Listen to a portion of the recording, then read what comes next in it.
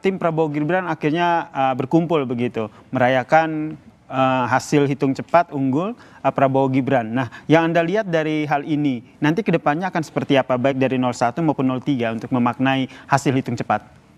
Ya, quick count itu sudah mapan ya, metode yang sudah mapan sejak 2004, masyarakat sudah biasa melihat hasil quick count di setiap pemilu, sehingga saya kira salah satu cara kira-kira ya untuk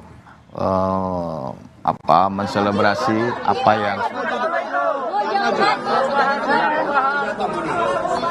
sampai penghitungan KPU selesai. Oke. Ini jangan buru-buru, masih santai, panjang. Tapi jangan kita. Oke, siap. Pak Anies dikit. Kalau misalnya udah nih jadinya satu putaran Pak Anies gak menang, and then what's next? Sebelum sampai what next, kita lihat dulu sampai selesai semuanya. Ya. Kita tunggu, jangan buru-buru. Siap. Jangan buru-buru menyimpulkan. Kita hormati proses dan kita hormati proses di KPU sampai semua selesai. Pak, tapi kan Tapi Pak Anies positive thinking berarti Pak Anies. Selalu positif. Dari dulu Pak, sebenarnya yang jadi perhatian itu kan angkanya terlalu jauh Pak, 60% berbanding 30 sampai 20 Pak. Itu yang jadi perhatian. Ya kita lihat dulu nanti. Jadi sekarang masih terlalu awal untuk putusin. Ya. Tapi apakah bisa berbalik begitu Pak, angkanya bisa naik begitu terlalu jauh? Kalau sekarang kan gapnya terlalu jauh Pak. Kayak 02 dengan yang lain begitu. Bapak melihatnya bagaimana Pak? Apakah bisa membalap? Jadi jangan kita tergiring untuk segalanya serba cepat. Sekarang harus disimpulkan sekarang. Kasih waktu pada KPU untuk kerja.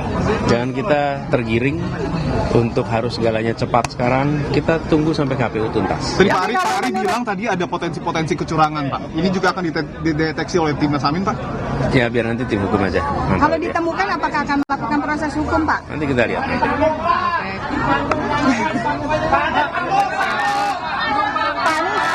Saya harus jalan dulu.